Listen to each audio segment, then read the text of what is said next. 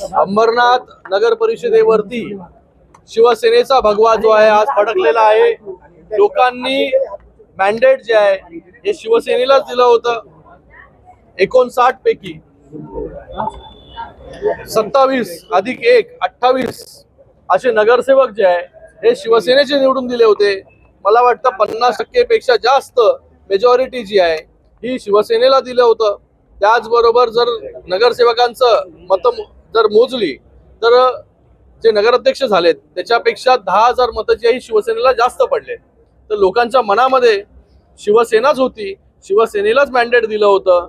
पण काही कारणास्तव जे आहे हा नगराध्यक्ष आमचा झाला नाही, पण आज पूर्ण बहुमताने शिवसेनेची सत्ता जी आहे ही पुन्हा एकदा अंबरनाथवरती स्थापन झालेली आहे।